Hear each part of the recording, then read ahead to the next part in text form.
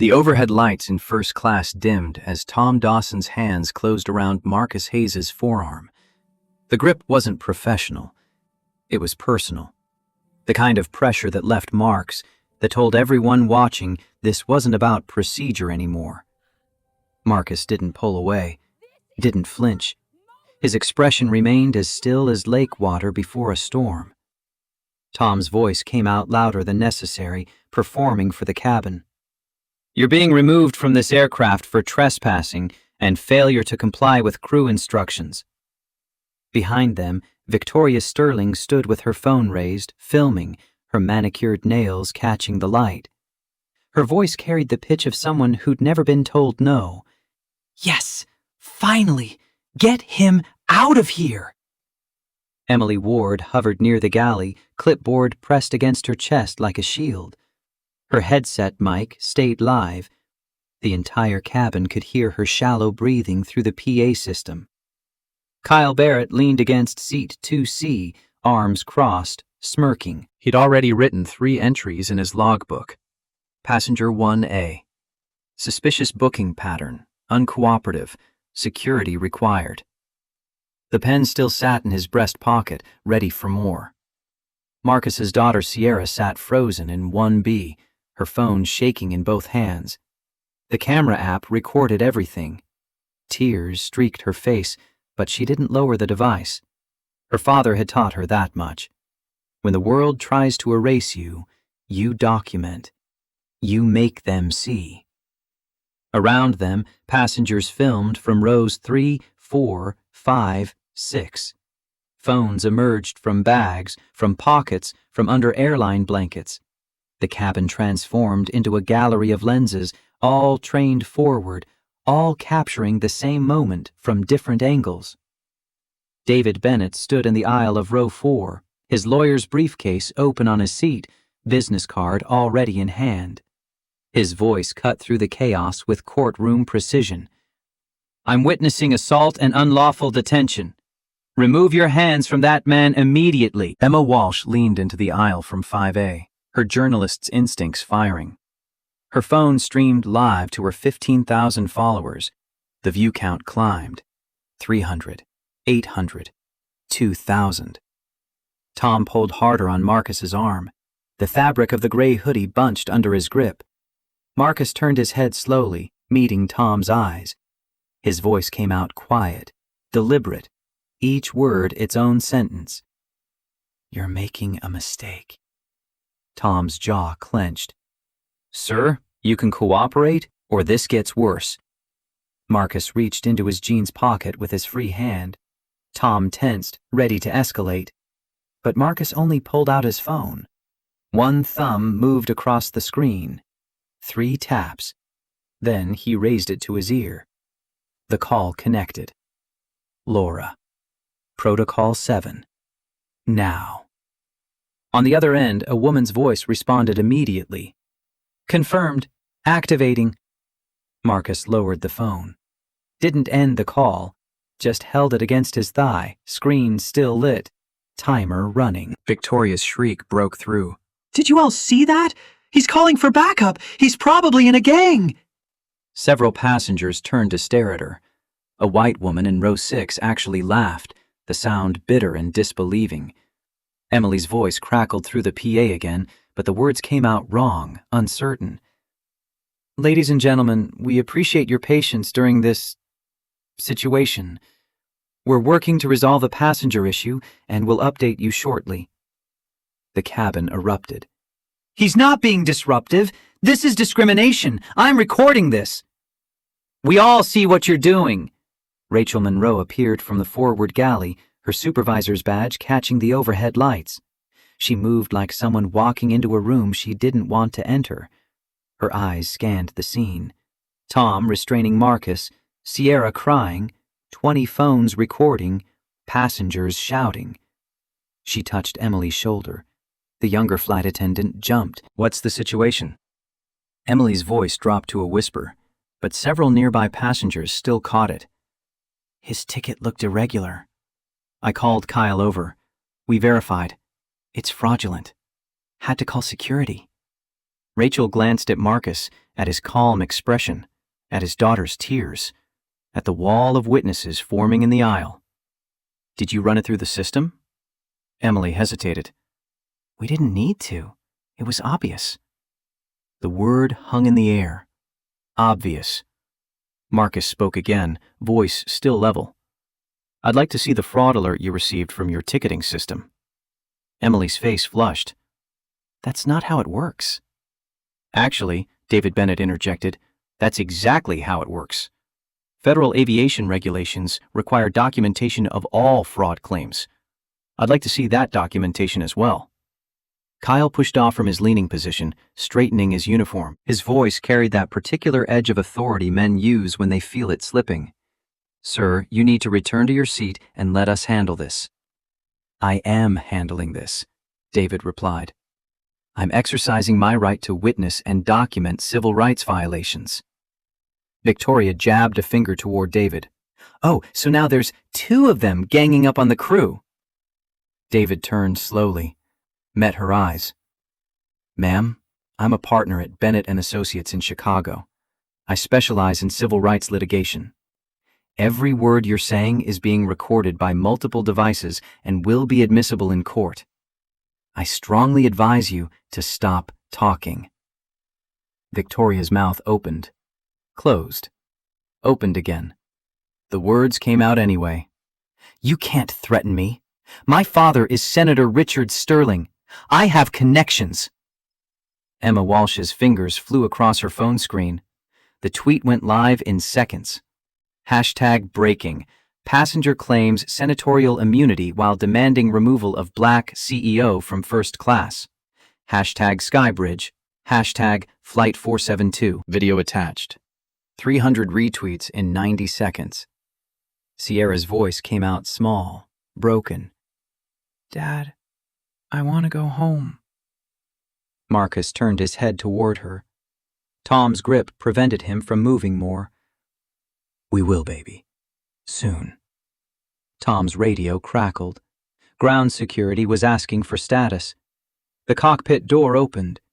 Captain Jennifer Parker stepped into the forward cabin. She was 52, 26 years with Skybridge, 5,000 flight hours. She'd seen passenger conflicts before, drunks, belligerents, medical emergencies, but this felt different. The air in the cabin carried a charge, like humidity before lightning. Her eyes moved across the scene in practiced assessment. Security guard restraining passenger in 1A, teenage girl crying in 1B, senior flight attendant near galley looking pale, service supervisor hovering uncertainly, at least 15 passengers standing in the aisle, phones out, another 20 filming from their seats. Her phone buzzed in her breast pocket. She pulled it out. CEO Thomas Morrison, calling her personal cell, during boarding. She stepped back toward the cockpit, pressed the phone to her ear. Captain Parker. Morrison's voice came through tight, urgent. Jennifer, what is happening on your aircraft? We have a passenger situation. Crew reported possible ticket fraud. Security is handling... Morrison cut her off. The passenger is Marcus Hayes, CEO of Apex Airways, billionaire, father of a 16-year-old girl, and your crew is assaulting him on camera while 5 million people watch? Parker's stomach dropped. She turned, looked through the cabin door at Marcus. Really looked this time. At his stillness, at his daughter's face, at the phones. Oh, God.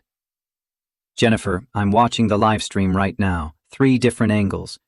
This is a PR catastrophe, and it's getting worse every second. The stock is down 2.1 billion. Board members are calling for heads. Yours might be first unless you fix this immediately. Parker ended the call, stepped back into the cabin. Her voice came out with command-grade authority. Mr. Dawson, release that passenger. Now. Tom's head snapped toward her. Captain, the crew called me because I don't care. Release him. That's an order. But Captain, his ticket is valid. You never checked the system. You took the crew's word, and their word was wrong. Emily stepped forward, voice rising. Captain, I know what I saw. The barcode looked fake. We've had problems with people trying to sneak into first class. Parker's eyes moved to Emily, held there.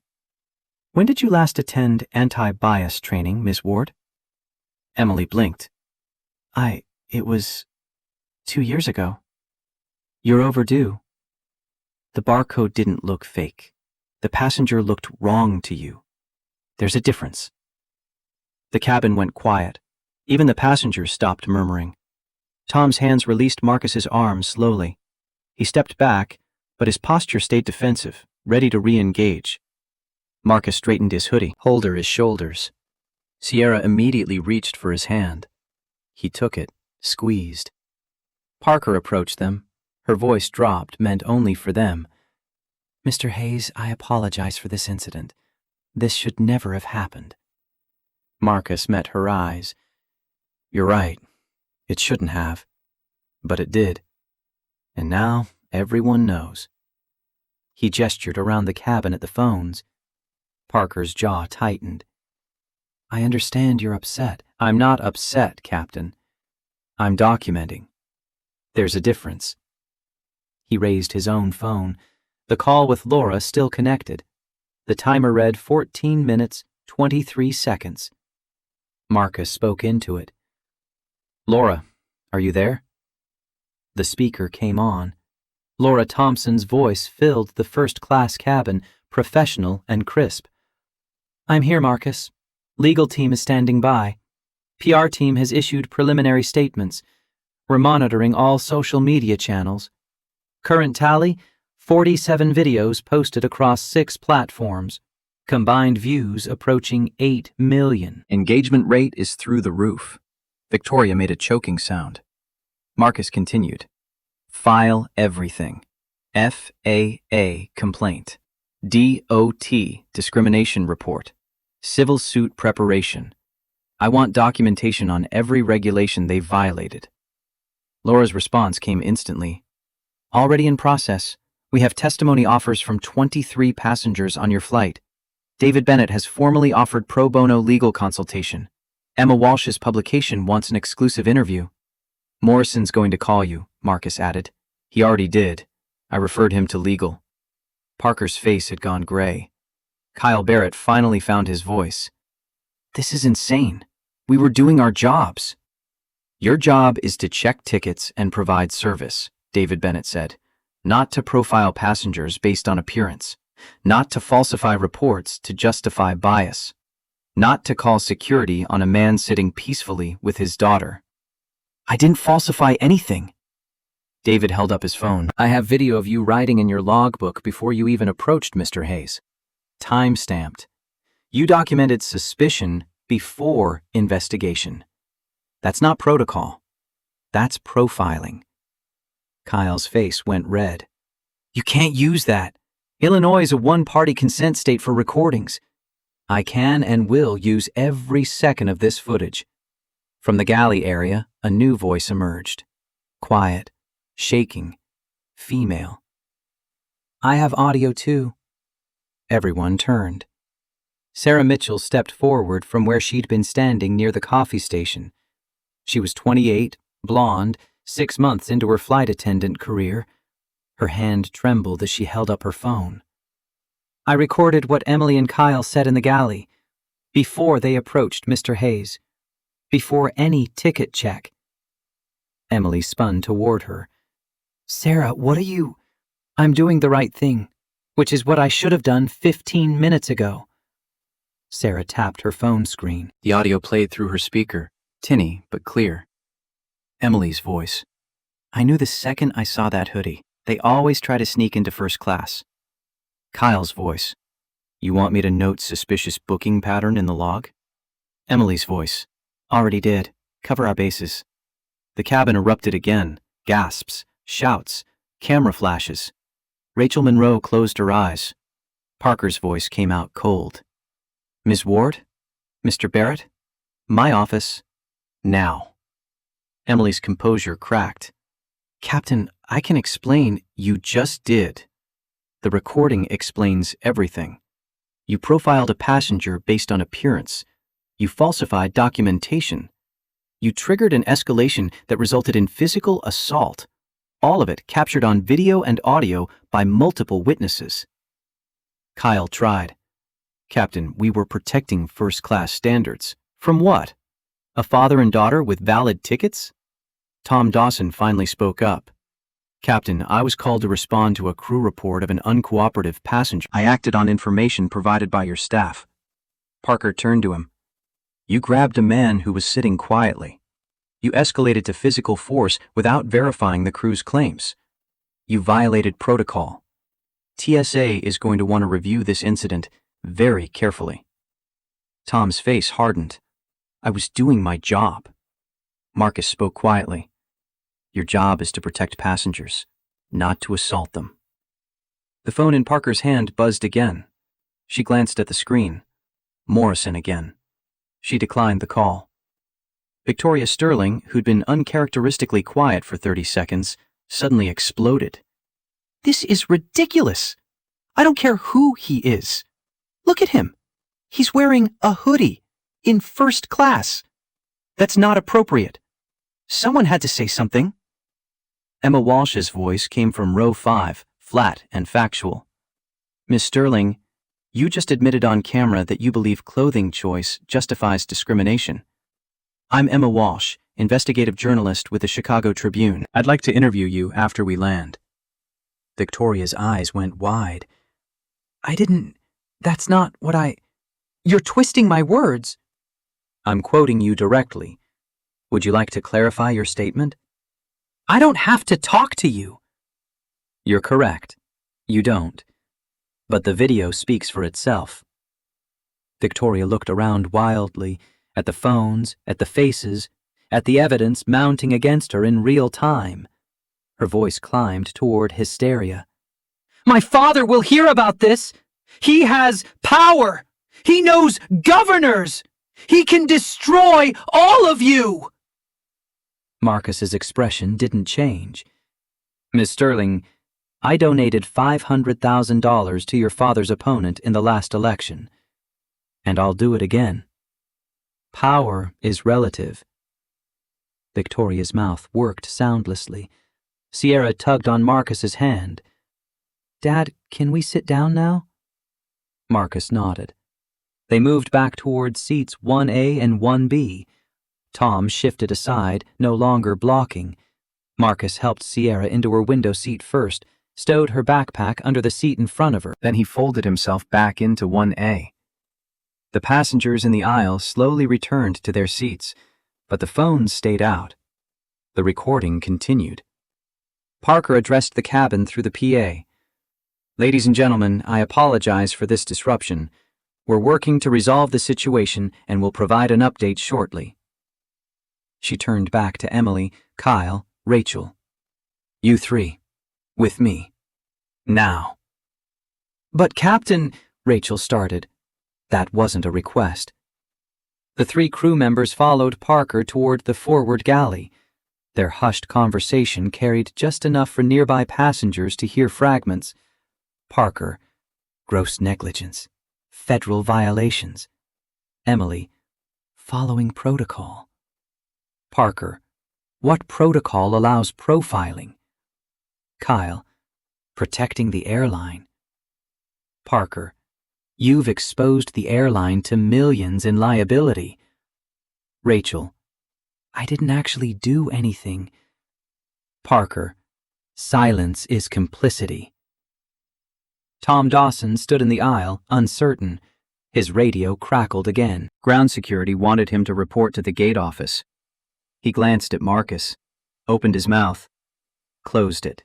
Finally, I'm sorry this happened. Marcus didn't look at him. Sorry doesn't undo it. Tom turned and walked toward the exit. Victoria remained standing in 2A, phone still in her hand, but she'd stopped filming. Her earlier bravado had evaporated, replaced by something that looked like dawning realization. She sat down slowly, staring at her phone screen, at her own Instagram. The comments were already pouring in. Disgusting, racist trash. You're canceled. Your privilege is showing. I hope you lose everything. She turned the phone over, screen down on her tray table. Sarah Mitchell approached Marcus and Sierra. Her voice came out barely above a whisper. Mr. Hayes, I'm so sorry. I should have said something sooner. I should have stopped them before it got this far. Marcus looked up at her, studied her face. You spoke up when it mattered. That takes courage. I was terrified. I thought they'd fire me. They might. But you did the right thing anyway. Sarah's eyes welled. I've only been here 6 months. This job, it's everything. My student loans, my rent, my insurance. Marcus pulled a business card from his wallet, handed it to her. When this is over, call my office. Apex Airways values integrity. Sarah took the card with shaking hands. Thank you, Thank you. She returned to the galley. Sierra leaned against her father's shoulder. Dad, I filmed everything, from the beginning. I know. You did good. I was so scared. I thought they were going to hurt you. They tried to hurt my dignity. That's worse than physical pain. Why do they hate us? They don't hate us, baby. They hate the idea of us. They see a hoodie and dark skin, and their brains fill in a story that has nothing to do with who we actually are. But you're a CEO. You built a whole airline. You help hundreds of people with scholarships. You're good. And I'm still black. To them, that erases everything else. Sierra was quiet for a moment, then, Mom would be so angry right now. Marcus's jaw tightened. Your mom would have torn this plane apart. Do you think she's watching? If there's a heaven, she's definitely watching. And she's definitely proud of you for filming. You think? I know. She always said, don't just witness, document. Sierra managed a small smile. That's what I'm doing. That's exactly what you're doing. Around them, passengers began to settle. Some still recorded, others texted, tweeted, posted. The social media storm built momentum outside the aircraft, invisible but growing. At Chicago's Apex Airways headquarters, Laura Thompson stood in the executive war room, surrounded by 6 screens, all showing different angles of the incident. Her legal team occupied one side of the conference table, PR team on the other. Finance team monitored stock tickers. Laura's phone rang. She glanced at the screen. Skybridge CEO Morrison. She let it go to voicemail. One of the PR specialists called out. We're trending #1 worldwide. #Skybridge. #Flight 472. 12 million combined video views and climbing. The legal chief added. We have 49 passengers who've submitted contact information willing to provide testimony. 3 are attorneys, 5 are journalists, 2 are filming documentaries. Laura pulled up the stock tracker. Skybridge Airlines, ticker SKBR, down 28%. Market cap lost $2.9 billion. Trading volume 15 times normal. She addressed the room. Morrison's going to try to settle. Don't let him. Marcus wants this on record. Public. Documented. Every detail. What if they agree to our terms? Then we take the settlement and we still push for systemic change. FAA regulations, DOT oversight, congressional testimony if needed. This doesn't end with an apology and a check. A junior PR associate raised her hand. Ma'am, we're getting media requests from every major outlet. CNN, MS, NBC, Fox, NBC, ABC, CBS, plus international. What do we tell them?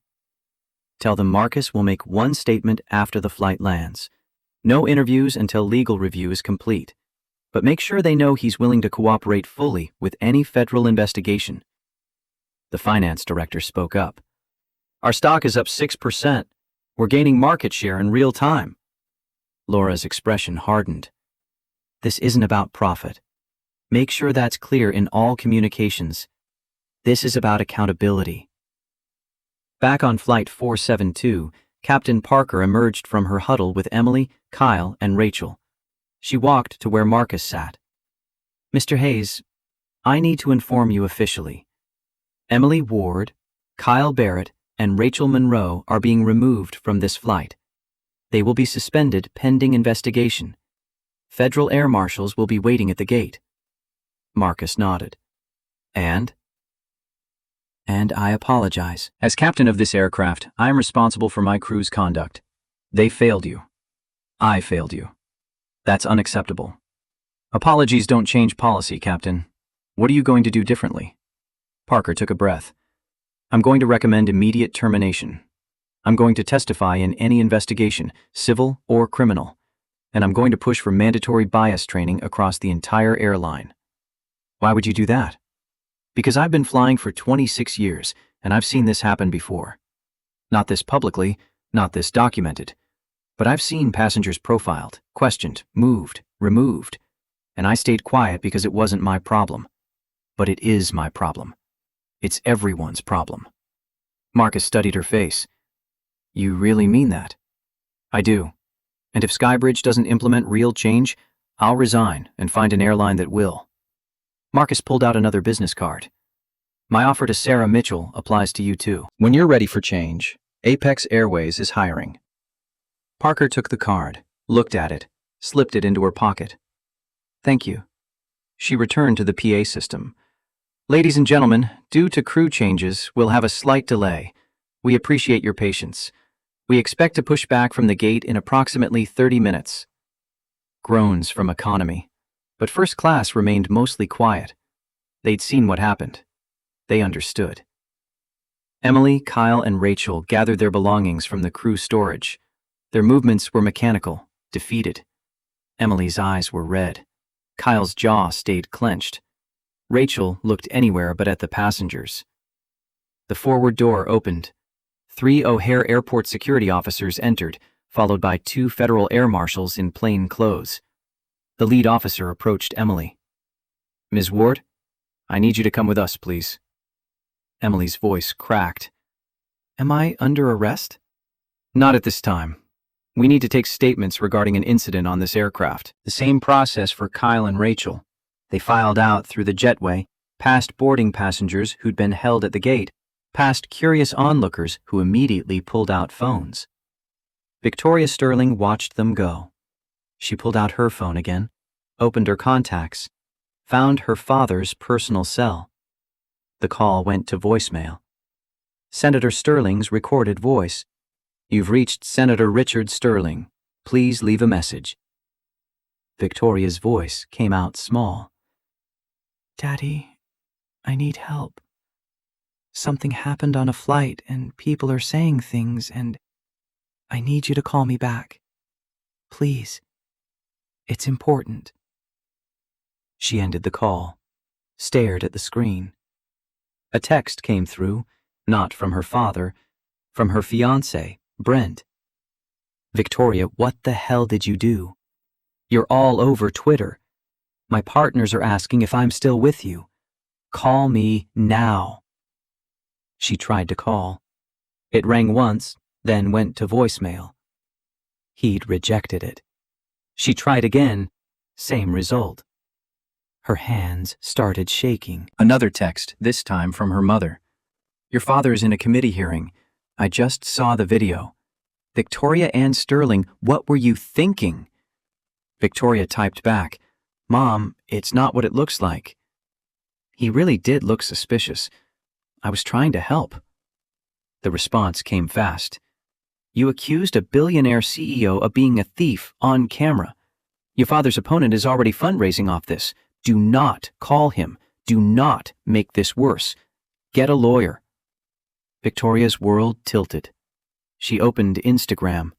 Her follower count, 179,847. She watched it drop in real time. 179,831.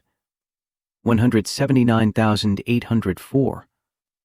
179,776. People were unfollowing her by the dozens every few seconds. The comments on her most recent post, a photo of her champagne glass from earlier that morning. "You're disgusting. Racist Karen. Hope you lose everything. Your privilege is showing. This is why we need to eat the rich." She made the account private, but screenshots were already everywhere. Marcus watched all of this peripherally, his focus on Sierra. She'd stopped crying, but her hand still trembled. He kept one arm around her shoulders. A flight attendant he didn't recognize approached, young, nervous. "Mr. Hayes, can I get you and your daughter anything? Water, juice, snacks?" Marcus looked up. "You're not going to ask to see my boarding pass again?" The attendant flushed. "Sir, I'm so sorry. I just came on shift. I heard what happened. It was wrong, completely wrong." "What's your name?" "Jessica. Jessica Chen." She stopped. Her face went pale. Marcus's expression didn't change. "It's okay. Say it." "Jessica Chen. I'm Chinese American, and I've been asked to prove I speak English on flights.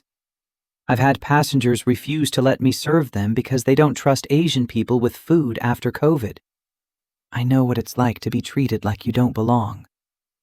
"Then you understand why this matters." "I do. And I'm sorry it happened to you. It shouldn't happen to anyone." "You're right.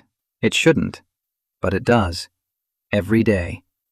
To people who don't have cameras, who don't have lawyers in the seats behind them, who don't have resources to fight back." Jessica nodded. "What can I do right now?" "Bring my daughter some ginger ale and crackers. She hasn't eaten since breakfast." "Of course, right away." She hurried to the galley. Sierra looked up at her father. "You were nice to her. She didn't do anything wrong. She's trying to help. But she's part of the same airline that hurt us." "The airline didn't hurt us. 4 people did. Jessica isn't responsible for their choices. But she works for them, and Sarah Mitchell works for them too. And she recorded evidence. People aren't their employers, baby. They're individuals making individual choices." Jessica returned with ginger ale, crackers, and a small bag of pretzels. "Here you go. If you need anything else, please let me know." "Thank you, Jessica." She retreated, relieved. David Bennett stood and walked to Marcus's row.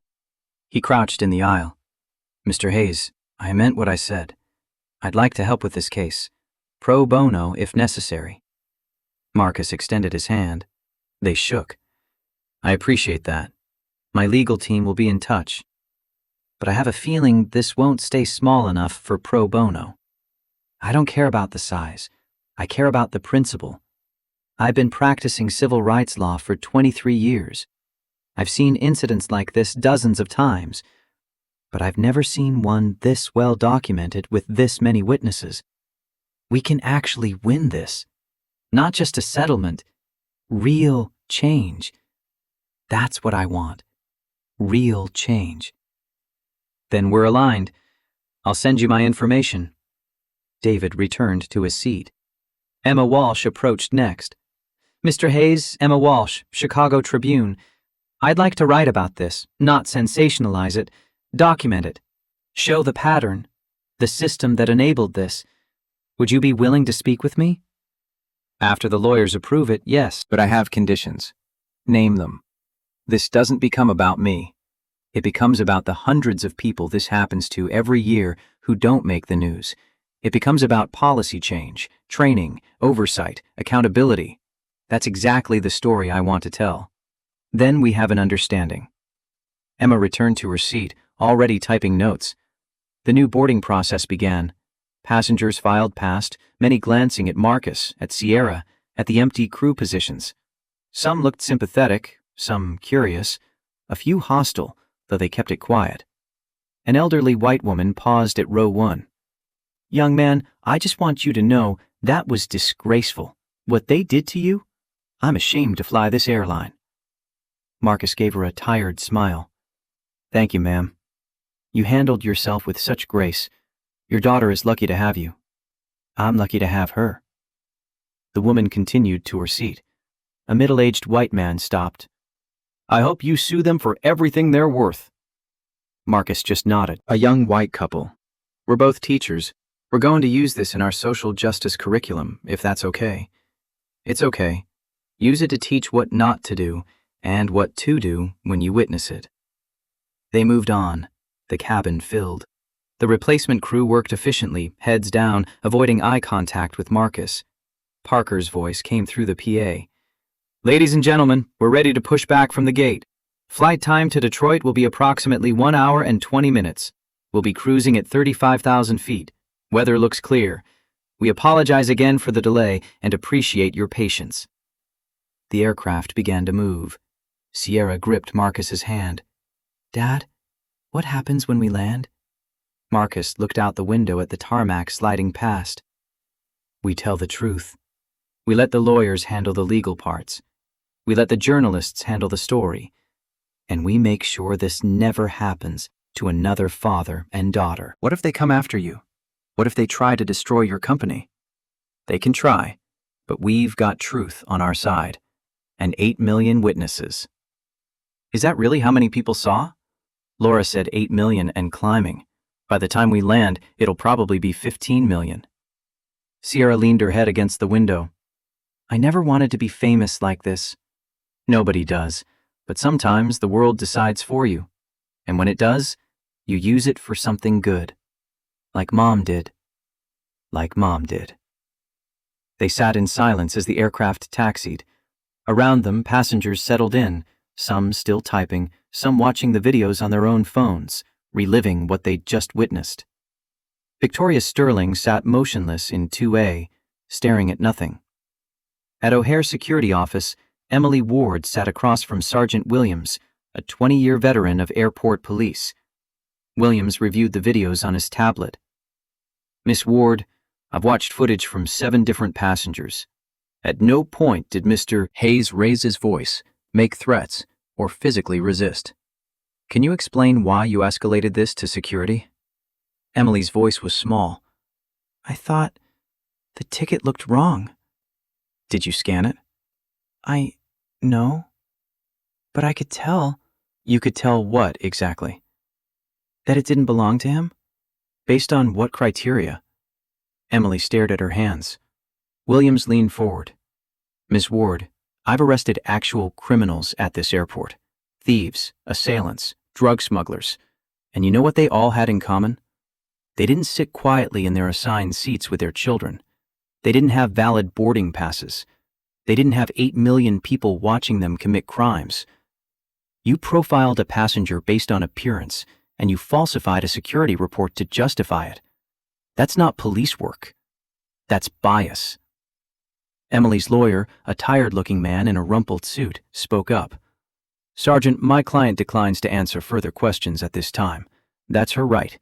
But the videos don't require her answers. They speak for themselves. In a separate room, Kyle Barrett faced a different investigator. Kyle's story kept changing. I was following Emily's lead. No, wait, I independently observed suspicious behavior. Actually, the booking pattern looked wrong in the system. Well, I didn't actually check the system, but I've been doing this 15 years, and I know when something's off. The investigator just let him talk, documenting every contradiction. Rachel Monroe's interview was shortest. Investigator, did you witness the initial interaction between Ms. Ward and Mr. Hayes? Rachel, yes. Did you believe Mr. Hayes's ticket was fraudulent? Rachel, I wasn't sure. Did you verify it? Rachel, no. Did you stop Miss Ward from escalating? Rachel, no. Why not? Rachel's voice broke. I don't know. I should have. I knew it was wrong. I could feel it. But I didn't want to cause problems with my team. I didn't want to be the one who questioned authority. So I just stood there. And now? Now I've lost everything. Victoria Sterling refused to go to the security office. She was a passenger, she insisted, not crew. She hadn't broken any laws. The federal air marshal disagreed. "Ma'am, you made false accusations against another passenger on a commercial flight. You incited violence. That's a federal offense." Victoria's voice climbed. "I demand to speak to my lawyer. I demand to speak to my father." "Your father's office has been contacted. They declined to send representation. They suggested you retain private counsel." Something in Victoria broke. She started crying, mascara streaking down her carefully made-up face. On Flight 472, now airborne, Marcus closed his eyes. Exhaustion crashed over him like a wave. He hadn't slept well in 3 days. Board meetings, contract negotiations, Sierra's birthday planning, and now this. Sierra's voice pulled him back. "Dad, you should rest." "I will, soon. You always say that. And I always mean it. Just not yet." "When?" "When I know you're safe. When I know this meant something. When I know other kids won't have to watch their parents be treated like criminals." "Dad?" "Yeah, baby?" "Thank you." "For what?" "For not fighting back with violence. For staying calm. For showing me there's another way." "Your mom taught me that.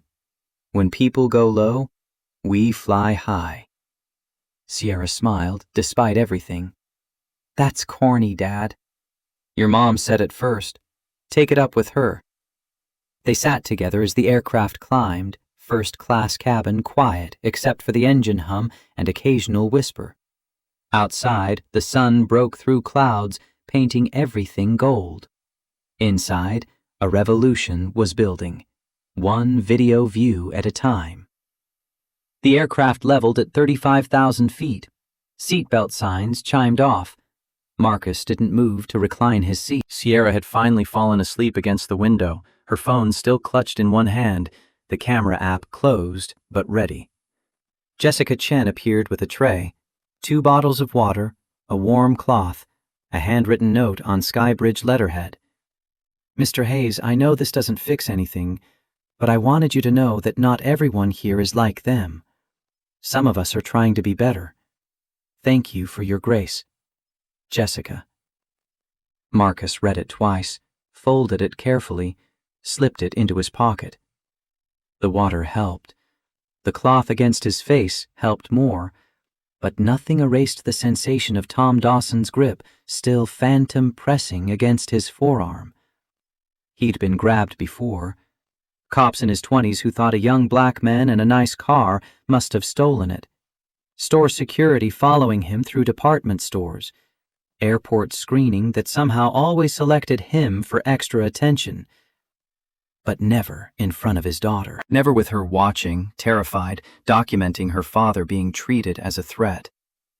His phone buzzed. Text from Laura. "Morrison calling every 10 minutes. Legal says don't engage. PR says let him sweat. Finance says SKBR down 32% now. 3.4 billion lost. Your call." Marcus typed back. "Let him call. I'll talk when I'm ready, not before." Laura. "Understood. Also, Sierra's video from her Instagram is at 2.3 million views. She hashtagged it #DaddyDaughterTrip and #FirstClassWhileBlack. Comments are overwhelmingly supportive." Marcus glanced at his sleeping daughter. Of course she'd posted it. She was 16. The phone was an extension of her arm, but the hashtags cut through him. She shouldn't have to name it, shouldn't have to categorize their humiliation for algorithmic consumption. Another text from Laura. "CNN wants you live at 6 p.m. Eastern. Fox News offering prime time slot. MSNBC doing a panel discussion about aviation discrimination and wants you to participate remotely." What do I tell them? Tell them I'll make one statement at Detroit Metro after we land. No Q&A. No interviews until legal completes review. Release that to all outlets simultaneously so nobody gets preferential treatment. Smart. Drafting statement now. Want a review before we send? Yes, send in 30 minutes. He opened his email. 47 unread messages in the last hour. most from people he'd never heard of. Passenger advocacy groups, civil rights organizations, aviation industry watchdogs. 3 from members of Congress, 1 from the NAACP Legal Defense Fund. He opened that one first. Mr. Hayes, we've been monitoring the incident on Flight 472. We'd like to offer our full support and resources for any legal action you pursue. Discrimination in commercial aviation has been a persistent problem with insufficient accountability. Your case, given its documentation and witness testimony, could set important precedent. Please contact us at your earliest convenience. Respectfully, Sherilyn Eiffel, President, NAACP Legal Defense Fund. Marcus forwarded it to his legal team with a note. Set up a call. I want to explore partnership. Another email caught his eye. Subject line: from a former Skybridge employee. Mr. Hayes, I worked as a gate agent for Skybridge for 8 years. I quit 3 months ago because I couldn't stomach what I saw anymore. Passengers of color were routinely flagged for extra screening, moved from premium seats, questioned about ticket legitimacy.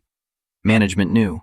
They encouraged it under the guise of fraud prevention and maintaining brand standards.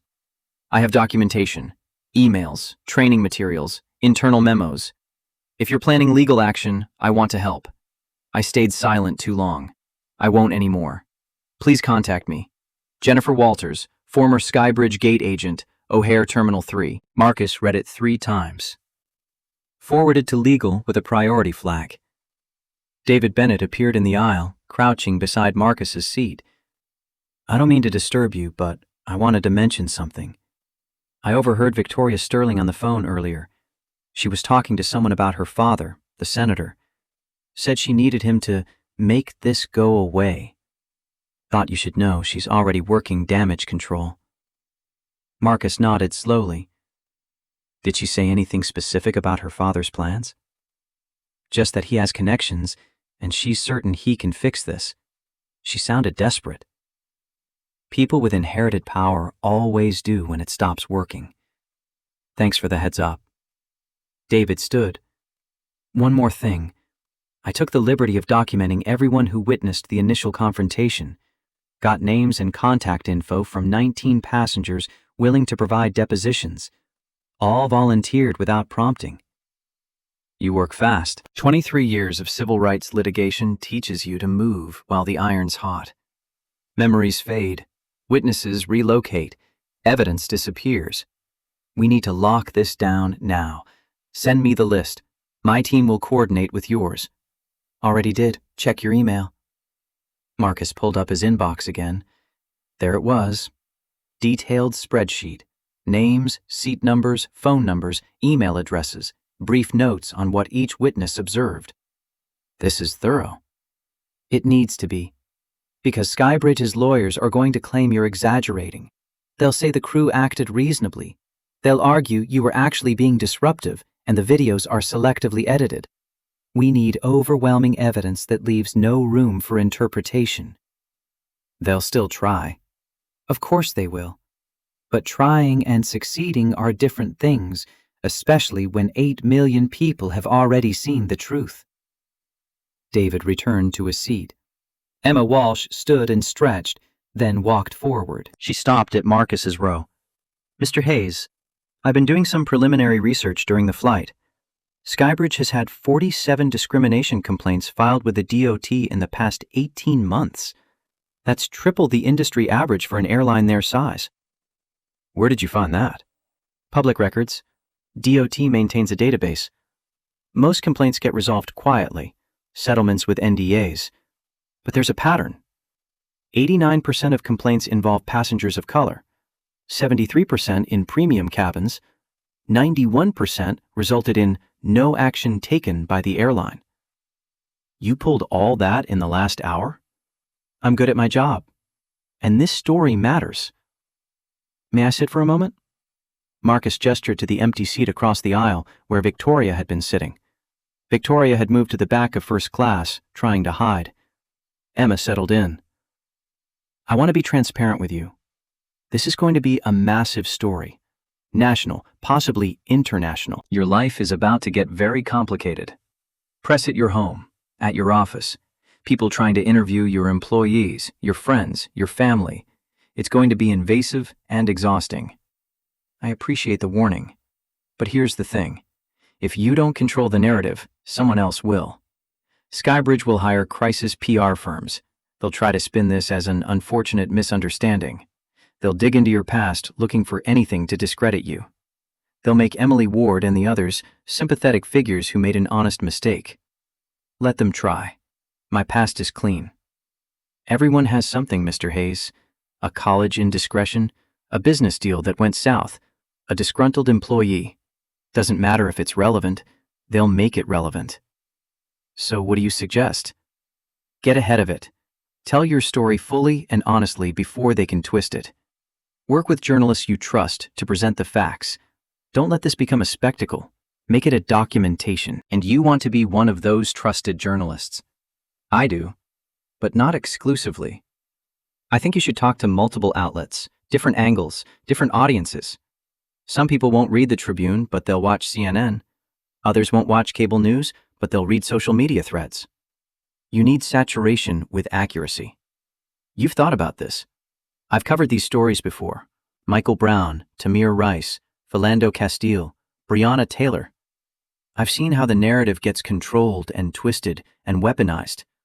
But those cases all involved police shootings, deaths. This is different. You're alive. You're articulate. You have resources and platform. And most importantly, you have video evidence that's indisputable. This could actually change something. That's the goal. Then let's do it right. I'll write the initial Tribune piece, but I'll also help you identify other reporters who will handle this with integrity. Deal? Deal. Emma stood. One more thing.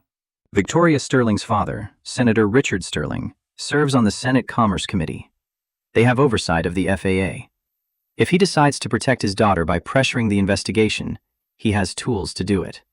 Can he actually interfere with a federal investigation? Legally? No. Practically? Senators have ways of making life difficult for agencies. Budget hearings, confirmation holds, public criticism. He could try to bury this. Will he? Depends how much his daughter means to him versus how much his political career means to him. If I were betting, I'd say he cuts her loose to save himself. That's cold. That's politics. Emma returned to her seat. Marcus checked his phone again. Text from his mother in Atlanta. Baby, I just saw the video. Are you okay? Is Sierra okay? I'm getting on a flight to Chicago tonight. You need family right now. Marcus smiled despite everything. His mother, 68 years old, retired school principal, still calling him baby and still ready to fight his battles. He typed, Mom, we're fine, I promise. You don't need to fly up here. I'll call you when we land. His mother, don't tell me what I need. I raised you to stand up for yourself, and you did. Now let me stand with you. Already booked. Landing at O'Hare at 11 p.m. Marcus knew better than to argue. When Dorothy Hayes made up her mind, the planet's orbit had better adjust. Another text, this one from an unknown number. Mr. Hayes, this is Thomas Morrison, CEO of Skybridge Airlines. I need to speak with you urgently. What happened today is unacceptable, and I want to make it right. Please call me at your earliest convenience. Marcus stared at the message, showed it to Sierra, who'd woken up. She read it, frowned. Are you going to call him? Not yet. Maybe not at all. Depends what legal says. He seems desperate. He should be. His company just lost billions because his employees are poorly trained and his policies are discriminatory. Desperate doesn't mean genuine. What do you think he wants? To settle quietly. To make this disappear. To protect his stock price and his reputation. Will you let him? Sierra's eyes met his, clear and certain. No, because if you let him make it quiet, then nothing changes, and the next person who looks like us gets treated the same way. Marcus felt something break open in his chest. Pride, grief, fear for her future, hope for who she was becoming. You're right. We don't make it quiet. Good. Mom wouldn't let you anyway. The mention of Amanda hit him sideways. Sierra rarely brought up her mother directly. Usually it was before and after. Before Mom died, after we lost her. But naming her now, invoking her judgment, felt deliberate. No, your mom definitely wouldn't. Sierra leaned against his shoulder. I miss her. Me too, baby. Every day. She would have destroyed them, like completely destroyed them. Language, sorry. She would have completely and thoroughly dismantled their entire existence. That's more accurate. They sat quietly. The hum of engines, the whisper of recycled air, the occasional cough or laugh from other passengers. Marcus's phone rang. Laura Thompson. He answered. Talk to me. Laura's voice came through crisp. Legal team wants a conference call in 10 minutes. Can you take it? I'm on a plane. It's important. Skybridge's general counsel reached out.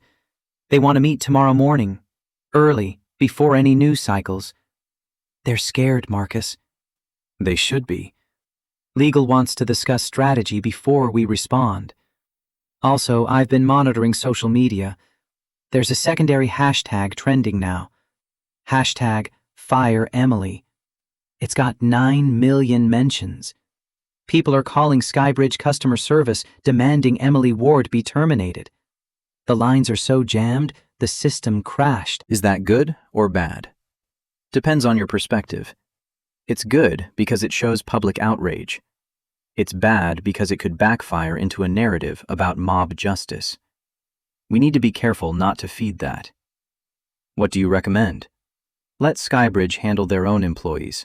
We focus on systemic change, not individual punishment. The individuals matter, but the system that enabled them matters more. Agreed. Set up the legal call. 10 minutes. I'll send you the conference number. Laura hung up. Sierra looked up. Conference call about what? Strategy. The airline wants to meet. Are you going to? I don't know yet. Depends what the lawyers say. I think you should make them wait. Make them sweat. Marcus smiled. You're getting ruthless in your old age. I'm 16. I'm still young. But I'm not stupid. They hurt us. They should have to feel it. They're feeling it. $3.4 billion worth of feeling it. That's just money. Rich people don't care about money the way normal people do. You taught me that. I said they don't care about small amounts of money. Billions is different. Is it though? Because Mr. Morrison is still CEO. Emily and Kyle and Rachel got walked off the plane, but they're not in jail. Victoria's probably calling her lawyers right now. None of them have really lost anything permanent. Sierra's voice carried an edge he hadn't heard before, harder, more cynical, the remnant of watching her father grabbed and threatened. You're right, but that's what the legal system is for, to make the consequences permanent. If the legal system worked, this wouldn't have happened in the first place. Marcus didn't have an answer for that. The conference call notification popped up. He tapped the link. Connected to a virtual meeting room. Laura's face appeared on screen, then 3 others he recognized from the legal department. Marcus kept his voice low. I'm on speaker. Keep it brief. We land in 40 minutes. Laura nodded. Marcus, this is Karen Chen from legal. Karen's face filled a square on his screen. Professional, late 40s, 20 years in aviation law. Mr. Hayes, Skybridge's general counsel, Richard Vance, contacted me directly. They want to meet at 8 a.m. tomorrow at a neutral location. They're prepared to discuss settlement terms. What kind of terms? They didn't specify, but reading between the lines, they want this resolved before it becomes a protracted legal battle. They're willing to go high on the numbers. How high? Vance hinted at 8 figures. Possibly 9 if we push. For me personally or for systemic changes? That's the question. They'll try to buy your silence with a big check and an NDA. We need to decide if we're willing to settle at all, and if so, under what conditions. Marcus watched the clouds slide past the window. What does the team recommend? A second lawyer spoke up, younger, intense. We recommend you don't settle. Not yet, maybe not ever. This case has the potential to force industry-wide reform. If you settle with an NDA, you give up that leverage. Laura interjected. But there are risks. A trial could take years. Discovery will be invasive. They'll subpoena everything. Your finances, your personal life, your business dealings. They'll try to find anything to discredit you. Let them look. I've got nothing to hide. Everyone has something, Mr. Hayes. I don't mean criminal or even unethical. I mean human. A bad business decision, a contract dispute, an employee who felt unfairly treated. They'll twist it. Then we document everything first. Full transparency. We release my financials voluntarily. We give interviews. We let people see that I'm not hiding. Karen leaned forward on her screen. That's a bold strategy. Risky. But it could work. If you control the disclosure, you control the narrative, Laura added. I should mention, we've had preliminary outreach from 3 other passengers who've experienced similar treatment on Skybridge flights in the past 6 months. They're willing to join a class action suit. 3 people isn't enough for class certification. Not yet. But Emma Walsh is writing a Tribune piece that will run tomorrow. Once that publishes, I expect we'll hear from dozens more, maybe hundreds. Sierra tugged on Marcus's sleeve. Dad, tell them to make Skybridge pay for what they did. Not just money. Real change. Marcus turned to her, then back to the screen. My daughter wants to know if we can force policy changes as part of a settlement. Karen nodded. Yes. We can demand mandatory bias training, independent audits, transparent complaint reporting, revised protocols for passenger verification. We can make it hurt where it matters most. Their operations, not just their wallet. Then that's what we demand. Money for the victims, yes, but systemic change or no deal. The lawyers exchanged glances. Laura spoke carefully. Marcus, that kind of settlement is unprecedented. Airlines don't agree to operational oversight by outside parties. It's too expensive and too invasive. Then they refuse, and we go to trial, and we bring every single instance of discrimination to light. We turn Discovery into a public audit of their entire culture. You'd risk losing at trial? Karen, I've been building businesses for 20 years. Every business decision is a risk, but some risks are worth taking because the alternative is worse. If I settle quietly, I'm just another rich guy who got paid to go away. But if I fight and win, I change the industry. And if I fight and lose, I still expose the rot. Either way, the truth gets told. The legal team went quiet. Laura broke the silence. Then we tell Vance no meeting tomorrow. We tell him you're prepared for a long fight, and we start building the strongest case possible. Marcus nodded. Do it. Also, reach out to the NAACP Legal Defense Fund. I want them involved. Already on it. And contact Jennifer Walters, the former Skybridge gate agent who emailed me. She claims to have documentation. I saw that email. Legal is vetting her now. Good. Anything else? Laura glanced at her notes. Press statement. I drafted something, sending it to you now for approval. Marcus's phone buzzed. He opened the attachment. Statement from Marcus Hayes, CEO, Apex Airways. Today, my daughter Sierra and I were subjected to racial profiling, false accusations, and physical assault aboard Skybridge Flight 472. We were targeted not because of any wrongdoing, but because of the color of our skin and assumptions about who belongs in first class. This incident was captured on video by multiple passengers. The evidence is clear and indisputable.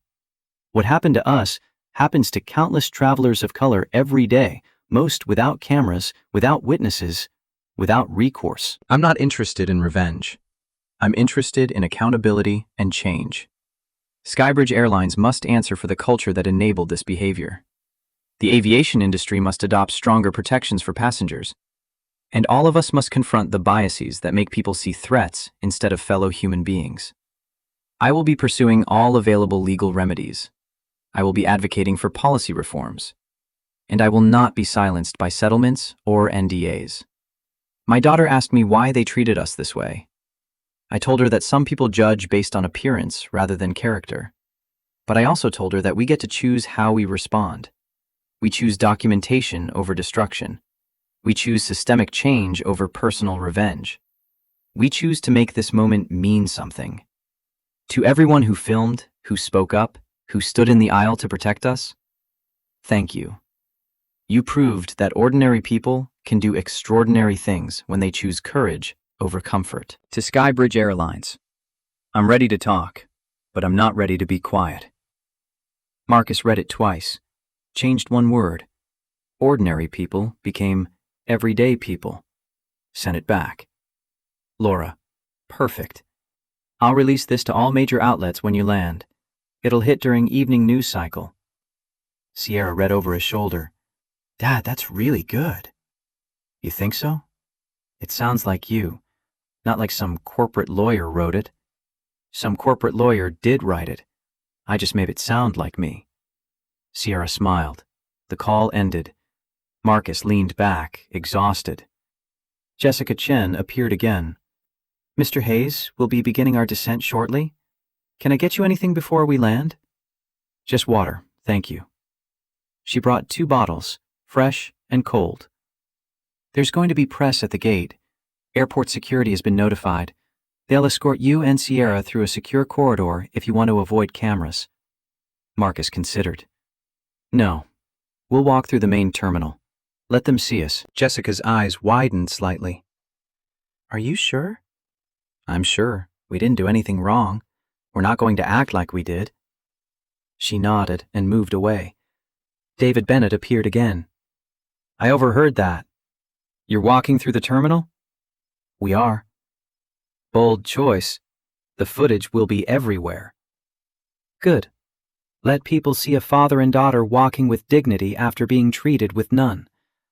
I like your thinking. But be prepared. Reporters will shout questions. Microphones will get shoved in your face. It'll be chaos. I've handled chaos before. Not like this. This is national news chaos. Then it'll be good practice for what's coming. David chuckled. You're either very brave or very stubborn. Both. Learned it from my wife. The descent began. Ears popped. Sierra gripped the armrest. Marcus took her hand. You okay? Just nervous. About what happens next. Me too. Really? Really. But we're going to be fine. We have truth on our side. And truth is patient. It waits for people to catch up. Mom used to say that. I know. I stole it from her. The landing gear descended with a mechanical groan. Detroit Metro grew larger in the window. Lights scattered across the runway like dropped stars. Marcus's phone buzzed one more time. Text from an unknown number. Mr. Hayes, this is Captain Jennifer Parker. I meant what I said. I'm testifying. I'm pushing for change. And if Skybridge doesn't listen, I'm resigning. Thank you for showing me what courage looks like. I won't forget it. He showed Sierra. She read it, nodded. See? Some people choose to be better. Some people do. The wheels touched down. Smooth landing. Scattered applause from economy. First class stayed quiet. As they taxied to the gate, Marcus could see news vans through the window. Cameras, lights, people with microphones. Sierra saw them too. Dad, there's a lot of them. I know. Are you scared? Terrified. But we're doing it anyway. Why?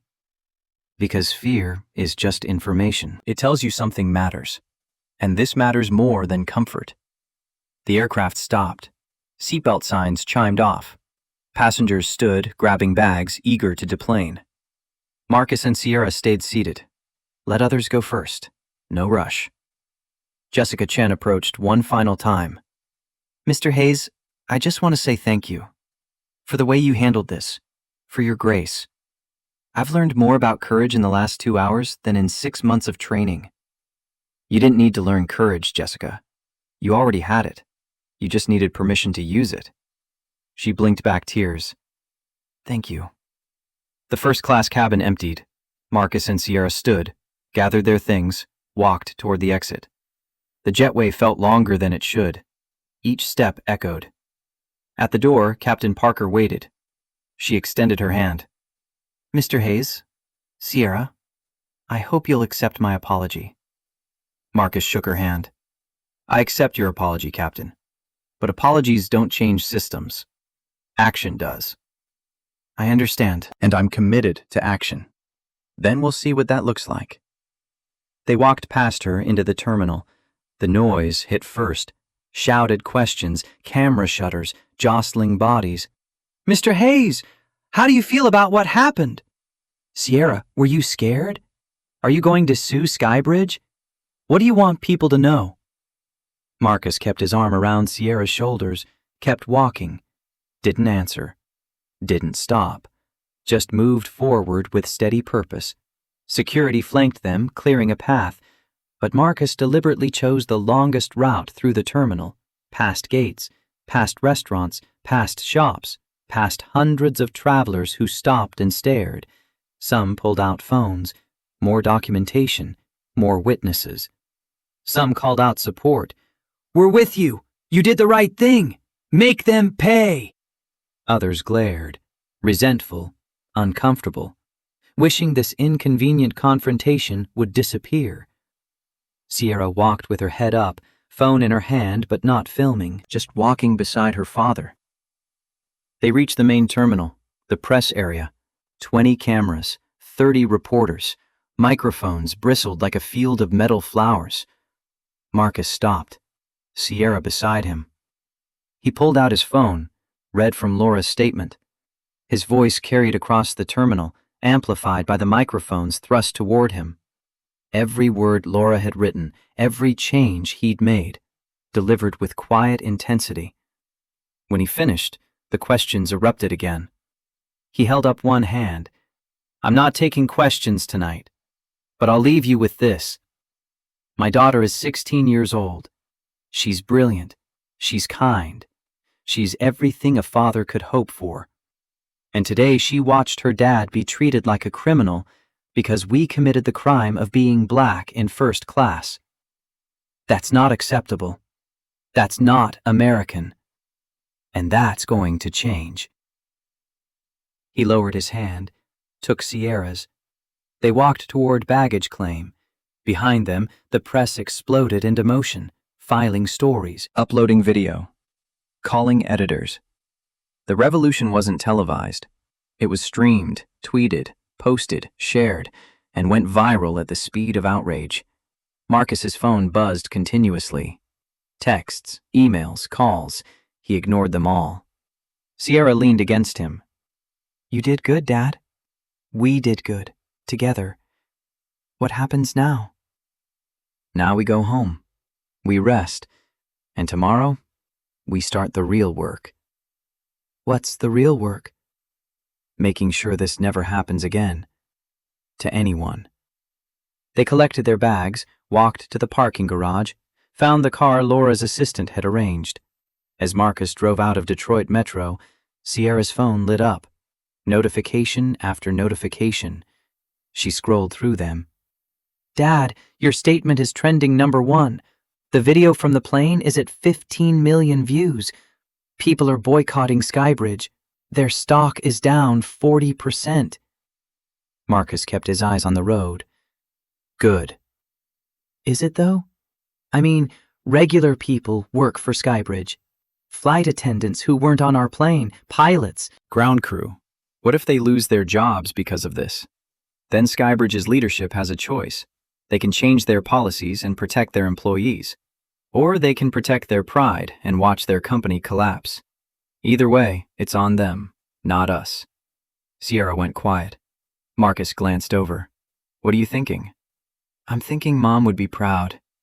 But I'm also thinking this is just starting, and it's going to get worse before it gets better. You're right on both counts. Are you ready for that? No, but I'm doing it anyway. Sierra smiled. That's what courage looks like. Marcus reached over, squeezed her hand. I learned it from the 2 strongest women I've ever known. They drove through Detroit's night, heading home to Chicago, heading into the storm that was building with every share, every retweet, every outraged comment. Behind them, at Detroit Metro, Emily Ward sat in an interrogation room, mascara streaked and shaking. Kyle Barrett had stopped talking, waiting for his union lawyer. Rachel Monroe stared at her hands, repeating, "I'm sorry. I'm so sorry." Victoria Sterling screamed into her phone at a lawyer who just quoted her a retainer fee she couldn't afford. And somewhere in a Skybridge Airlines boardroom, Thomas Morrison faced 12 board members who wanted answers he didn't have. The wheels of consequence had begun to turn.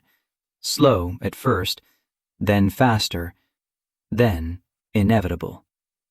6 months rolled past like seasons condensing into time-lapse, winter to summer, ice to heat, consequences ripening from seed to harvest. Marcus stood in the floor-to-ceiling windows of his Chicago penthouse, watching morning light crawl across Lake Michigan. The city below hummed with traffic, oblivious to how much had changed since that November flight. His reflection in the glass showed a man who looked the same, but carried different weight. Not heavier, redistributed. Sierra's voice drifted from the kitchen. "Dad, your eggs are getting cold." He turned away from the view. The breakfast table held scrambled eggs, turkey bacon, wheat toast. Sierra sat with her laptop open, editing video footage. Her journalism project had evolved from school assignment to award-winning documentary. Columbia University had not only accepted her early admission application, but offered a full scholarship. The irony wasn't lost on either of them. She clicked through timeline edits. "I'm almost done with the final cut. Want to see?" After breakfast, "Tell me what you're working on."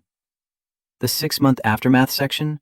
I've got footage of you at the congressional hearing, the FAA regulations signing, Sarah Mitchell's promotion announcement, Captain Parker's resignation letter." "Did you include the contrasts?" Sierra's fingers paused on the keyboard. Emily Ward's unemployment hearing, Kyle Barrett's sentencing, Rachel Monroe's bankruptcy filing, Victoria Sterling's restraining order violation arrest. Good. People need to see both sides. Not to gloat, to understand. "The footage of Victoria is rough, Dad. Like, really rough. She looks destroyed. Actions have consequences. We didn't destroy her. She destroyed herself." "I know, but it's still hard to watch." Marcus sat down, picked up his fork. "Compassion for people who've lost everything isn't weakness. It's humanity. You can acknowledge someone's suffering while still holding them accountable for causing it." Sierra nodded, closing the laptop. "How many people are coming to the press conference today?" "Laura says 200 confirmed. Media from every major outlet, representatives from 12 civil rights organizations, 3 senators, the new Skybridge CEO, and about 50 passengers who've joined the class action suit." "Are you nervous?" "Terrified. But we're doing it anyway." Sierra smiled at the familiar phrase. It had become their motto, their shared language for courage. Marcus's phone buzzed. Text from Laura. "Legal team needs final approval on settlement terms. Board vote is at 10 a.m. We need your answer by 9:30. He texted back. "Come by the house at 8. Bring the full documentation." Laura. "See you then." Sierra watched her father's face. "The settlement?" "The settlement." "Are you going to take it?" "I don't know yet. Depends on the final numbers and the policy commitments." "What does your gut say?" "My gut says no amount of money fixes what happened. But money plus systemic change might prevent it from happening to someone else." "Mom would say, follow your gut." "Your mom would say, follow the truth, wherever it leads, even if it's uncomfortable." Sierra stood, cleared the plates. "I'm going to finish editing. The documentary premieres at Columbia next week. Needs to be perfect." "It's already perfect. Now you're just obsessing." "I learned from the best." She disappeared into her room. Marcus picked up his tablet, opened the news aggregator. The morning headlines painted the landscape of change. Chicago Tribune. Aviation Fairness Act passes Senate, heads to President's desk. New York Times. Skybridge Airlines reaches historic $127 million settlement in discrimination case. Washington Post. Former flight attendant sentenced to 14 months for falsifying federal documents. CNN. How one viral video changed aviation forever. Fox Business. Skybridge stock still down 43% 6 months after discrimination scandal. The Atlantic. The Marcus Hayes effect, when accountability meets social media. He scrolled through the Tribune piece. Emma Walsh's byline. Her reporting had been relentless, meticulous, devastating. She'd found 17 additional passengers willing to testify about profiling on Skybridge flights. She'd obtained internal emails showing middle management encouraging crew to maintain standards through selective enforcement. She'd exposed a culture of bias so embedded that people stopped seeing it as bias at all. Her article concluded, Marcus Hayes could have settled quietly, taken his millions and disappeared. Instead, he chose visibility. He chose to make his humiliation count. And in doing so, he didn't just win a case. He changed an industry. The doorbell rang at 8 sharp. Marcus buzzed Laura up. She arrived with 2 assistants carrying banker's boxes full of documents, legal files, financial projections, policy proposals. The paper trail of 6 months' work condensed into cardboard and manila folders. Laura looked exhausted, but wired. Morning, Marcus. Ready for the big day? As ready as I'll ever be. Show me what we've got. They spread documents across the dining table. Laura pulled out a summary sheet. Settlement terms, final version. Skybridge agrees to pay $127 million, $80 million to the class action plaintiffs, distributed based on severity of discrimination experienced. $47 million to your personal claim for assault, defamation, and emotional distress. Marcus scanned the numbers. And the policy changes? Laura produced a second document, thicker. Full implementation of the Hayes Protocol. Mandatory quarterly bias training for all customer-facing employees. Independent audits by the NAACP Legal Defense Fund. Public quarterly reporting of all discrimination complaints. Zero-tolerance termination policy for profiling. Passenger Bill of Rights posted at every gate. And here's the big one. External Oversight Board with power to investigate and recommend changes. They agreed to external oversight? Took 3 months of negotiation.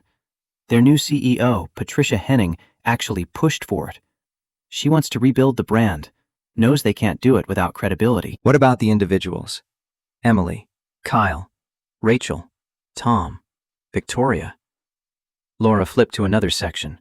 Emily Ward, terminated, blacklisted from aviation industry, currently working retail, divorced, supervised visitation with kids. Kyle Barrett, 14-month federal sentence for falsifying documents, served 9 months, released on probation, unemployable in any security-related field. Rachel Monroe, terminated, lost pension, filed bankruptcy, moved to Indiana, estranged from her children.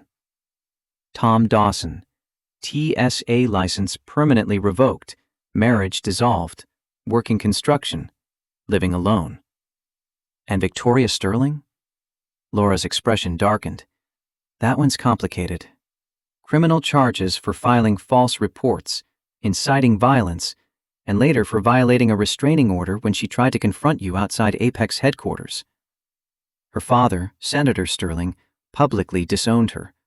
Trust fund frozen. Fiancé married someone else. She's been in and out of court-ordered rehab. Last I heard, she's living in a halfway house in Florida, working temp jobs under a different name. Marcus absorbed this. 5 lives completely dismantled. Not by him, by choices they made. Do you feel good about any of that? Marcus met Laura's eyes. I feel nothing. That's the honest answer. I don't feel satisfaction. I don't feel revenge. I feel the mathematical certainty of consequences. That's cold, Marcus. It's accurate. They hurt people. The system enabled them. Both had to change. I'm not responsible for their choices. I'm only responsible for mine. Laura nodded slowly. So what's your choice? Do we accept the settlement? What does legal recommend? We recommend you take it. 127 million, full policy implementation, oversight board, public accountability. You won't get better terms at trial. And trial could take another 2 years with no guarantee of outcome. What does your gut say? Laura smiled slightly. My gut says you've already decided and you're waiting to see if we agree. Marcus returned the smile. Maybe, but I want to hear everyone's thinking. One of Laura's assistants spoke up, a young black woman named Jasmine. Mr. Hayes, can I say something? Of course. I was on the legal team analyzing passenger testimonies. I read every single complaint. 47 people. Stories of being profiled, questioned, moved, humiliated. Some cried during depositions. Others were angry. A few were just exhausted. But they all said the same thing. They felt powerless. Until you fought back. Until you made this public. Your case gave them permission to speak up, to say, this happened to me too. If you settle now, with full accountability and real change, you're telling them their voices mattered. That's worth more than any trial verdict. Marcus looked at her for a long moment. What's your name again? Jasmine Crawford, sir. How long have you been with the firm? 6 months. What made you want to work on this case? Because 5 years ago, I was Rachel Monroe. Not literally, but I saw discrimination at my old job and I stayed quiet. I told myself it wasn't my problem, that I needed to keep my head down. And someone got hurt because I didn't speak up. When I saw Sarah Mitchell's recording, when I saw her risk everything to do the right thing, I realized I never want to be the silent one again. This case matters, not just for you, for everyone who's been silent. Marcus stood, walked to the window, looked out at the lake again. Laura waited. Her assistants waited. The boxes of documents waited. Finally, accept the settlement. Schedule the press conference for 2 p.m. today. I want every plaintiff there. I want media saturation. I want the world to see that accountability is possible. Laura exhaled. I'll make the calls. One more thing. I want Emily Ward invited. Laura's eyes widened. Emily? The woman who started all this? Her specifically. And Kyle, Rachel, Tom, and Victoria if they're willing. I want them to see what accountability looks like. Marcus, they'll never come. Too much shame. Then the empty chairs speak just as loud. But we offer. We give them the chance to witness what they caused. Laura made a note. I'll extend the invitation through their lawyers. Don't expect responses. I don't, but we try anyway. The legal team packed up their documents. Laura lingered. Marcus, can I ask you something personal? Go ahead. Do you think your wife would approve of how you handled this? Marcus's throat tightened. Amanda would have burned the whole airline down and salted the earth. She had less patience for injustice than anyone I've ever known. But she also taught me that anger without purpose is just noise. This wasn't about anger. It was about changing what came next. And Sierra? How's she processing all of this? She's stronger than either of us. Smarter, too. She turned trauma into art, humiliation into education. That documentary she's making will reach more people than any settlement. I'd like to see it. You will. We're all invited to the premiere. Laura smiled. Then I'll be there. She left with her team. Marcus returned to Sierra's room. She sat surrounded by monitors, headphones on, lost in timeline edits. He watched her work, focused, purposeful. 16 years old, but carrying herself like someone who'd learned that survival meant documentation. She sensed his presence, pulled off the headphones. Did you decide? We're accepting the settlement.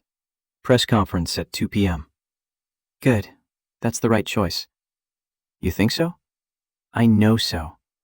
Mom always said, don't fight battles you've already won. You won. The money proves it. The policy changes prove it. 4 people in jail or unemployed prove it. Now you get to decide what the win means. And what should it mean? That the next kid who looks like me doesn't have to watch their parent get grabbed and threatened. That's the only thing that matters. Marcus sat on the edge of her bed. When did you get so wise? When I watched you stay calm while they brutalized you. When I saw you choose documentation over destruction. When you taught me that power isn't about volume, it's about precision. I didn't teach you that. You already knew it. Maybe, but you showed me it was possible. Marcus's phone buzzed. Text from his mother. Baby, I'm at O'Hare, coming straight to your place. Made you my collard greens and cornbread. You need real food before the press conference. He smiled. Dorothy Hayes, 68 years old, still treating him like he was 12. Sierra saw the smile. Grandma? Grandma, with collard greens. Perfect. I'll set the table. The next 4 hours blurred. Dorothy arrived with enough food for 20 people. She hugged Marcus too long and too tight, the way mothers do when they've seen their children hurt and couldn't protect them. Baby, I'm so proud of you. Your father would be too. Marcus's father had died when he was 14. Diabetes complications. He rarely spoke about him, but the ghost lived in his bone structure, his voice, his stubborn insistence on dignity. Thanks, Mom. Dorothy turned to Sierra. And you? Making documentaries? Going to Columbia? Your mama's looking down, smiling so hard. Sierra hugged her grandmother. I hope so. I know so. Now sit, eat. Both of you too skinny for all this stress. They ate. Dorothy told stories about Marcus as a child, how he'd organized the neighborhood kids into a protest when the city tried to close their park, how he'd written letters to the mayor at age 10 about potholes on their street, how he'd always been the one to stand up when everyone else sat down. Sierra listened, absorbing family history she'd heard before, but needed to hear again. At 1:30 p.m., they dressed for the press conference. Marcus in a tailored navy suit, white shirt, no tie. Sierra in a simple gray dress, professional but not performative. Laura arrived with a car. They rode to the downtown Chicago hotel where the press conference was staged. The ballroom could hold 500. Every seat filled. Cameras lined the back wall. Boom microphones dangled from stands. The energy felt electric, expectant. Marcus walked to the podium. Sierra sat in the front row beside Dorothy. Laura stood off to the side with the legal team. The room fell silent. Marcus surveyed the faces. Journalists he recognized, lawyers, activists, passengers from Flight 472, including David Bennett, Emma Walsh, and Sarah Mitchell. Captain Jennifer Parker sat 3 rows back, no longer employed by Skybridge. She'd resigned as promised and joined Apex Airways as VP of Equity and Training. Noticeably absent: Emily Ward, Kyle Barrett, Rachel Monroe, Tom Dawson, Victoria Sterling. 5 empty chairs in the second row, reserved. Name placards affixed. A silent indictment. Marcus began. 6 months ago, my daughter Sierra and I boarded a flight for what should have been a simple weekend trip. Instead, we became symbols in a larger story about who gets believed, who gets questioned, and who gets grabbed by security for the crime of existing while black. The room stayed silent, rapt. Today, I'm announcing that we've reached a settlement with Skybridge Airlines, $127 million in compensation. But more importantly, comprehensive policy reforms that will change how the aviation industry treats passengers of color. The Hayes Protocol, named not for me but for everyone who's been profiled and had no recourse, will be implemented across Skybridge and recommended to every major airline in America. Scattered applause. Marcus raised a hand. I want to be clear. This settlement isn't a victory. It's a down payment. A down payment on the debt this industry owes to every passenger who's been judged by appearance instead of character. Every person who's been moved, questioned, or removed because someone decided they didn't belong. He paused, let the words settle. 5 people made choices that day. Choices to profile, to falsify reports, to escalate to violence. I invited all 5 of them here today, to sit, to listen, to witness what their choices cost. None of them came. And that absence says everything you need to know about accountability. The cameras focused on the empty chairs. Emily Ward is unemployed, divorced, and estranged from her children. Kyle Barrett served 9 months in federal prison. Rachel Monroe filed bankruptcy and lost her pension. Tom Dawson lost his career permanently. Victoria Sterling has been arrested twice and lives in a halfway house under a different name. Marcus's voice dropped, grew quieter, but somehow carried more weight. I take no pleasure in their suffering, but I take absolute clarity in the cause and effect. They chose bias. They chose violence. They chose to wield institutional power against a 16-year-old girl and her father. And when 8 million people watched them do it, the consequences became inevitable. You don't get to hurt people and walk away unchanged. That's not how justice works. That's not how the universe works. Actions have consequences, and those consequences don't care about your excuses, your regrets, or your desperate phone calls to powerful parents. The room erupted in applause. Marcus waited for it to subside. But here's what I want you to remember. This case wasn't about punishing 5 people. It was about changing a system that enabled 5 people to think their behavior was acceptable. Skybridge didn't create racism, but they created a culture where racism could flourish without accountability. And when culture fails, systems must intervene. He gestured to the document on the podium. The Hayes Protocol requires quarterly bias training, independent audits, public complaint reporting, external oversight, zero tolerance for profiling. These aren't suggestions. They're legally binding requirements. And if Skybridge violates them, the settlement includes provisions for reinstatement of the lawsuit with triple damages. We didn't just win money. We won accountability. We won the right to transparency. We won the ability to verify that change actually happens instead of just being promised. Another wave of applause. Marcus looked directly at the cameras. To every passenger who's been profiled, questioned, or humiliated, your voice matters. Document everything. Demand accountability. Don't settle for apologies. Demand action. And know that you're not alone. We built a coalition of 47 plaintiffs in this case. 47 people who said, "This happened to me too." That's power. He shifted his focus to Sierra. My daughter asked me if I thought this was worth it. Worth the stress, the scrutiny, the 6 months of legal battles. I told her to ask me again in 10 years. But the truth is, I already know the answer. It was worth it the moment one person felt empowered to speak up instead of staying silent. It was worth it when Sarah Mitchell chose to record evidence instead of protecting her job. It was worth it when Captain Parker chose resignation over complicity. It was worth it when ordinary people did extraordinary things. Marcus stepped back from the podium. I'll take a few questions. Hands shot up across the room. He pointed to Emma Walsh. Emma? Mr. Hayes, what message do you have for other airlines watching this settlement? Change now or change later, but change is coming. Passengers aren't going to accept profiling anymore. Social media means every incident gets documented, Every abuse gets exposed. You can lead the change or be dragged into it kicking and screaming.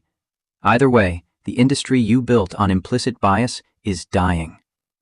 He pointed to another journalist. Yes, do you think 127 million is enough? Enough for what? For my pain?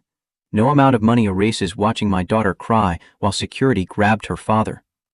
But enough to force systemic change? Maybe. If we enforce it. If we stay vigilant. If we don't let airlines backslide into old habits. Another hand, what about criminal charges for Emily Ward and the others? Kyle Barrett was charged and convicted. Federal documents don't lie. The others faced civil penalties, employment termination, and the natural consequences of their actions becoming public. I didn't push for criminal prosecution because I wanted energy focused on systemic change, not individual punishment. Though I understand why some people disagree with that choice. A reporter from Fox News. Some critics say you exploited this incident for publicity and profit. How do you respond? Marcus's expression hardened. I didn't choose to be assaulted. I didn't ask for 8 million witnesses. I didn't seek publicity. I sought dignity. The fact that pursuing dignity required publicity says more about the system than about me. As for profit, 47 other plaintiffs are receiving $80 million. People who couldn't afford lawyers, who didn't have platforms, who couldn't fight back alone. That's not exploitation. That's redistribution. He pointed to David Bennett. David, Marcus, you've become a symbol for aviation justice, but you're also a CEO of a competing airline. How do you address concerns about conflict of interest? By being transparent. Apex Airways benefited from Skybridge's stock collapse. We gained market share. We hired away their best talent, including Captain Parker. I won't pretend otherwise. But I also released our own internal discrimination data. We're not perfect. No airline is. The difference is, we're committed to transparency and accountability. Anyone can audit our complaint records. They're public. That's the standard I'm holding everyone to, including myself. A journalist in the back. What's next for you? Marcus smiled slightly. I'm taking my daughter to Maui, the trip we were supposed to take 6 months ago. We're flying Apex this time, and we're wearing hoodies. Laughter rippled through the room. One last question, a young reporter Marcus didn't recognize. Mr. Hayes, if you could say one thing to the next person who experiences what you experienced, what would it be? Marcus took a breath. Document everything. Trust your gut. Demand witnesses. Don't accept gaslighting. And remember that staying calm isn't weakness. It's strategy. Anger is information. Fear is information. Use them. Don't let them use you. He stepped away from the podium. The press conference ended. Journalists swarmed toward him, shouting follow-up questions. Security created a corridor. Marcus, Sierra, and Dorothy walked through it, heading toward the exit. Sarah Mitchell waited near the door. She'd been promoted to VP of Equity at Apex Airways, youngest person ever to hold the title. She carried a folder. Mr. Hayes, I wanted to show you something before you left. Marcus stopped. What is it? Sarah opened the folder. Inside, letters. Dozens of them, handwritten, typed, printed emails. These are from passengers who experienced discrimination and didn't report it until they saw your case. They're thanking you, telling their stories, asking for help. How many? 247 so far, and counting. Marcus leafed through them. A woman profiled for wearing a hijab. A Latino family questioned about green cards despite being third-generation American. A transgender passenger forced into invasive searches. An elderly black veteran questioned about his first-class ticket on a military discount. Story after story. Humiliation after humiliation. What do you want to do with these? Sarah's eyes were bright. I want to help them. Every single one. Build a database. Connect them with legal resources. Create a support network. Make sure they know they're not alone. Do it. Whatever resources you need. Thank you, Mr. Hayes. Stop calling me Mr. Hayes. We work together now. It's Marcus. Sarah smiled. Thank you, Marcus. Outside the hotel, news vans lined the street. Reporters did stand-ups for evening broadcasts. Marcus's statement would lead every newscast, dominate every homepage, trend on every platform. But inside the car, driving home, the world felt quieter. Sierra leaned against her father's shoulder. You did good today, Dad. We did good. This was never just me. Dorothy spoke from the front seat. Your father always said the hardest thing in the world is to stay human when the world treats you like you're not. You stayed human, Marcus. You stayed human, and you made them accountable. That's power. Marcus watched Chicago slide past the window, the city where he'd built his business, where he'd buried his wife, where he'd raised his daughter, where he'd learned that justice wasn't a destination, it was a practice. His phone buzzed. Text from an unknown number. Mr. Hayes, this is Rachel Monroe. I know I have no right to contact you, but I wanted you to know I watched the press conference. I heard what you said about accountability. You were right. I chose silence. I chose comfort over courage. I lost everything because of it. I don't expect forgiveness, but I wanted you to know I understand now. I'm sorry for all of it. Marcus read it twice, showed it to Sierra. She read it, frowned. Are you going to respond? I don't know. What do you think? I think sorry doesn't undo harm, but acknowledgement is the first step toward not doing it again. Marcus typed, Rachel, thank you for watching. Thank you for acknowledging. I hope you find a way to use this experience to help others avoid your mistakes. That's the only redemption that matters. He hit send. Sierra nodded approval. Mom would have said the same thing. Your mom would have said it louder and with more curse words. Sierra laughed. The sound filled the car like light through a cracked door. They arrived home. Dorothy insisted on heating up leftovers. They ate together around the kitchen table. 3 generations, bound by love and loss and the stubborn insistence that the world could be better. Later, after Dorothy had gone to bed in the guest room and Sierra had returned to editing her documentary, Marcus stood alone in his study. The wall held framed photographs. His wedding day, Sierra's birth, Amanda's last good week before the cancer took her mobility. His parents on their 40th anniversary. He added a new frame today. A screenshot from the press conference. Not him at the podium. The 5 empty chairs. The name placards visible.